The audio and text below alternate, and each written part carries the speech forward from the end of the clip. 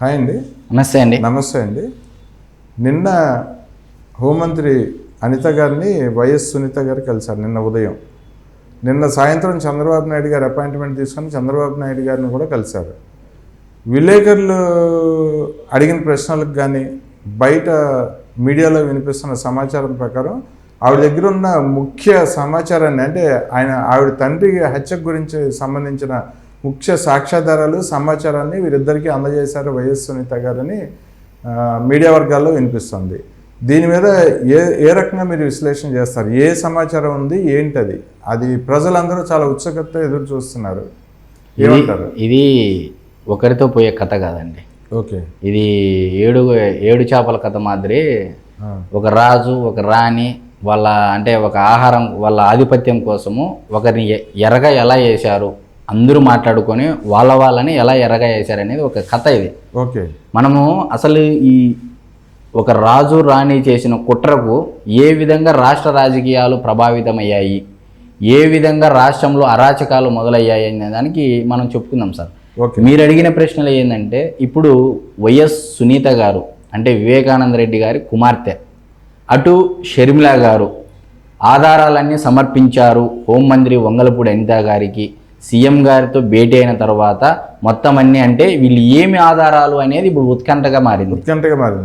ఈ ఉత్కంఠగా అసలు ఏముంది ఆధారాలు అంటే, రాజు రాణి వేసిన స్కెచ్, అందరూ కూర్చొని సామూహికంగా ఎలా స్కెచ్ వేశారనే ఒక కాల్ డేటా కానీ ఆ వీడియో రికార్డు కానీ ఇవ్వడం జరిగింది ఆధారాలతో సుద్దా. అవునా? అవునండి. ఓకే. ఈ ఆధారాలు ఇచ్చిన తర్వాత ఇప్పుడు తాడేపల్లిలోను అటు బెంగళూరులో ఉన్నటువంటి యలంక ప్యాలెస్లోను ప్రకంపనలు మొదలయ్యాయి. ఓకే. ఒకవేళ సిబిఐలో నాన్చుడు వ్యవహారం జరుగుతూ ఉంది ఈ కేసులో, గత 5 ఏళ్ల నుంచి చూస్తూనే ఉన్నాము. అవును. సిబిఐ రామ్ సింగ్ పైనే దాడులు చేయడం జరిగింది, కేసులు పెట్టడం జరిగింది. అవును. దేశ చరిత్రలో మొట్టమొదటిసారి ఒక సిబిఐ మీదే రివర్స్ కేసులు పెట్టడము, సిబిఐ ఆఫీసర్ల మీద దాడులు చేయడము, మేము చంపుతామని చెప్పేసి బెదిరించడం జరిగింది. మరి గవర్నమెంట్ మారినా కూడా సిబిఐలో నాన్చుడు వ్యవహారం కనపడతా ఉంది. మరి ఈ విధంగా మనం ఆలోచించినట్లయితే, ఒకవేళ ఇప్పుడు వైఎస్ సునీత గారు షర్మిల గారు ఏమని అడిగింటారు ముఖ్యమంత్రి చంద్రబాబు నాయుడు గారిని? వైఎస్ సునీత గారు షర్మిల గారు ఓకే, వాళ్ళిద్దరూ కలిసే కదా సార్ ప్రచారం చేసిండేది. అవును. మాకి ఏమీ వద్దు, చట్టబద్ధంగా రాజ్యాంగబద్ధంగా మా తండ్రి గారిని అతి క్రూరంగా చంపిన వారికి శిక్ష పడాలి, ఇదే మా కోరిక అని స్పష్టంగా చెప్పడం జరిగింది. ఎలక్షన్ ప్రచారంలో భాగంగా కూడా కొంగు పట్టుకొని కొంగు జాచి అడిగింది, నాకు భిక్ష వేయండి, మా చిన్నాయనకు అన్యాయం జరిగింది, సునీత వచ్చేసి మా నాన్నగారికి అన్యాయం జరిగింది, ఇంత చేసిన మా నాన్నగారిని పొట్టన పెట్టుకున్నారని బాధతో వేడుకోవడం జరిగింది కడప జిల్లా ప్రజానికాన్ని. ఓకే, ఎనీహౌ ఏదేమైనప్పటికీ కడప జిల్లా ప్రజలు అవినాష్ రెడ్డి గారి వైపు మొగ్గు చూపారు. ఇటువంటి పరిస్థితుల్లో, ఇటువంటి తరుణంలో, ఈ నేపథ్యంలో వైఎస్ జగన్మోహన్ రెడ్డి గారి పైన చర్యలు ఉంటాయా లేదా అనేది అటు రాష్ట్ర ప్రజలలోనూ, అతి ముఖ్యంగా ఇటు రాజశేఖర రెడ్డి గారి అభిమానుల్లోనూ, ఇటు వివేకానంద రెడ్డి గారి అభిమానులు కూడా ఉత్కంఠ నెలకొన్న పరిస్థితి. మరి వీళ్ళేమో ఆధారాలు ఇచ్చారు. నిన్న వంగలపూడి అనిత గారు కలవడము, ఎవరిని? వివేకానంద రెడ్డి గారి కుమార్తె వైఎస్ సునీత గారిని. ఇది ఒక సంచలనంగా మారింది. అటు తాడేపల్లిలోను ఇటు యలంక ప్యాలెస్లోను టీవీలు పగిలిపోయాయని చెప్పేసి సమాచారము. ఓకే, మరి ఇది ఇంతటితో ఆగుతుందా, లేకపోతే నెక్స్ట్ షర్మిల గారు కూడా వచ్చి హోంమంత్రి గారిని కలుస్తారా? లేదు, హోంమంత్రి గారిని ఏంది డైరెక్ట్ సీఎం గారిని కలిసేసి, అంటే చంద్రబాబు నాయుడు గారిని కోరి షర్మిల గారు సునీత గారు ఇద్దరు, ఈ సిస్టర్ల బృందం ఇద్దరు వెళ్ళేసి మా వివేకానంద రెడ్డి గారి కేసు తేల్చండి అని అడగబోతున్నారా? దానికి కావాల్సిన ఆధారాలన్నీ మా దగ్గర ఉన్నాయి, మేము సమర్పిస్తాము, కోర్టులో మేమే సాక్ష్యాలు చెప్తామన్న విధంగా ఉంది అని చెప్పేసి సమాచారం, అంతర్గత సమాచారం. ముఖ్య సాక్ష్యాలు ఏంటి, అది ఎలా, ఏ రూపంలో ఉన్నాయి అనేది ఏమన్నా సమాచారం చెప్పగలరా? ఖచ్చితంగా సార్. ఇప్పుడు ఒక రాజు రాణి అక్కడ లేకోకుండా పైనుంచి ఆదేశాలు పంపించి కోటలో మొత్తం ఒక ఆల్రెడీ నిందితులు ఉన్నారు. వివేకానంద రెడ్డి గారి కేసులో A1, A2, A3, A4 ఇలా నిందితులంతా ఉన్నారు. ఈ నిందితులంతా కూర్చొని వేసిన స్కెచ్ ఆధారాలన్నీ సునీత గారు ముఖ్యమంత్రి చంద్రబాబు గారికి అలాగే హోంమంత్రి గారికి సమర్పించినట్లు అంతర్గత సమాచారం సార్. అంటే వీళ్ళు ఆ హత్య గురించి ఏమైనా సమావేశం చేశారా కోర్టులో? ఖచ్చితంగా సార్, కోర్టులో చెయ్యండి.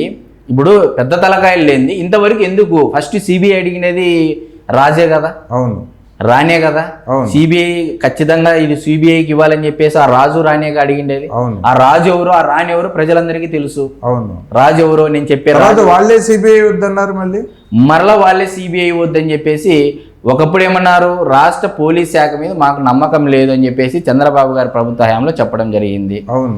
మరలా ఈయన ప్రభుత్వంలోకి వచ్చింది. ఈయన ప్రభుత్వం వచ్చినప్పుడు ఆయనదే కదా పోలీస్ శాఖ. అవును. సిఐడి వేయలేదు, అదేవిధంగా సిబిఐ కోరలేదు. ఎక్కడ వేసిన గొంగలి అక్కడే అన్నాగా ఆ కేసు అక్కడే నీరు గారిపోయింది. ఒకవైపు ఏమో కూతురు సొంత తండ్రిని చంపితే రాజశేఖర రెడ్డి గారి తమ్ముడు ఆయన రాముడు ఈయన లక్ష్మణుడు అనుకుంటే అని ఆమె వాదన సార్. రామలక్ష్మణులాగా ఉండేవాడిని ఒక లక్ష్మణుని చంపేశారు అని చెప్పేసి ఆమె ఆవేదనతో ఎలక్షన్ ప్రచారంలో కొంగుపట్టి ఊరూరా తిరిగిన మాట అయితే వాస్తవము. మరి ఈ నేపథ్యంలో అసలు వైఎస్ సునీత గారు హోమ్ మినిస్టర్ గారిని కలవడం అనేది ఒక సంచలనంగా మారింది.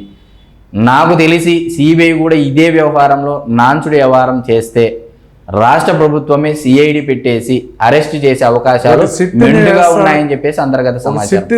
వేసే ఆలోచన ఉన్నారని చంద్రబాబు గారే వేశారు సార్ గతంలో సిట్టు. గవర్నమెంట్ మారిపోయేసి ఎక్కడికెక్కడ అప్పట్లో శంకరయ్య అని చెప్పేసి ఒక ఆఫీసర్ ఉండేవాడు సిఐగా, అతన్ని ఎక్కడికి పంపించారు అది అందరికీ తెలిసిన విషయమే.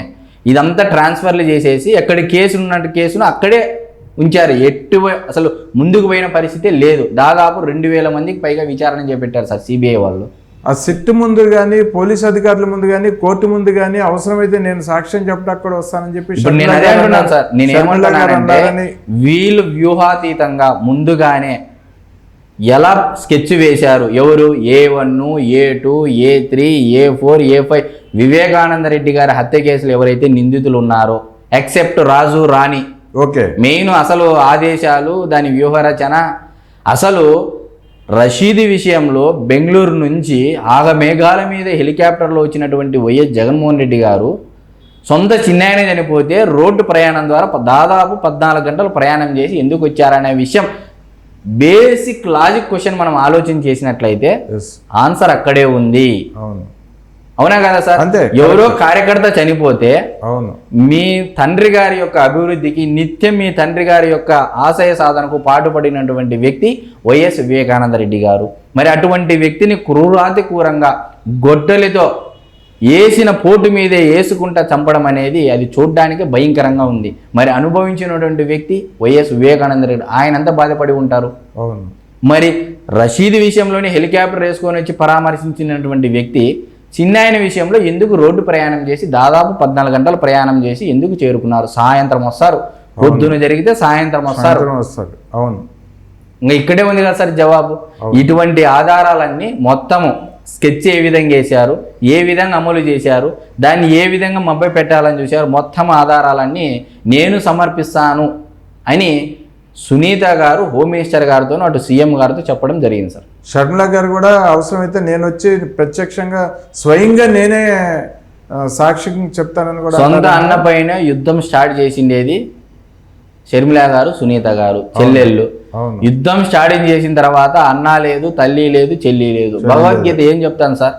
యుద్ధంలో దిగిన తర్వాత బంధువులు అనేది లేదు, ఏమీ లేదు, ధర్మం వైపు మాత్రమే నిలబడాలని ఒక్క నినాదంతో, ఒక ఆలోచనతో, ఒక పట్టుదలతో, ఒక ఏకాగ్రతతో ఇద్దరు చెల్లెళ్ళు ముందుకెళ్ళారు. ఎలక్షన్ ముందు నుంచి ఇప్పుడు కూడా అదే మాట కట్టుబడున్నారని చెప్పేసి ప్రజలందరూ అనుకున్న మాట వాస్తవము. ఓకే అంటే అయితే మీరు చెప్పిన దాన్ని బట్టి అయితే ఇక కేంద్రము సిబిఐ పట్టించుకోకపోయినా రాష్ట్ర ప్రభుత్వం చేసే విచారణలోనూ రాష్ట్ర ప్రభుత్వం వేసే చార్జ్ షీట్లోనూ కూడా రాజు రాణి ఖచ్చితంగా ఇరుక్కుపోతారని అంటారు. ఖచ్చితంగా సార్. ఇక్కడ జాప్యం ఖచ్చితంగా సిబిఐ వ్యవహరించే కేసుల్లో ఈ కేసు వ్యవహరించినంత జాప్యం అంటే ఆలస్యం ఏ కేసుల్లోనూ గతంలో జరగలేదు. ఈ కేసులోనే ఎందుకు జరుగుతూ ఉందో ఇప్పటికీ అర్థం కాని అంశము. ఒకవేళ సిబిఐ ఈ విధంగా జాప్యం చేస్తూ ఉంటే కేసు మాకు ఇవ్వండి అని చెప్పేసి రాష్ట్ర ప్రభుత్వం నుంచి సిఐడి అడిగేసి సిఐడి టేకప్ చేయొచ్చు. ఒకవేళ సిఐడి టేకప్ చేస్తే పరిస్థితి ఆ రాజు రాణి కూడా శ్రీకృష్ణ జన్మస్థానానికి వెళ్లాల్సిన పరిస్థితి అయితే ఖచ్చితంగా ఉంది. ఓకే అండి, థ్యాంక్ యూ అండి. మంచి విషయాలు మా ప్రేక్షకులకు అందించారు. ధన్యవాదాలు. నమస్తే.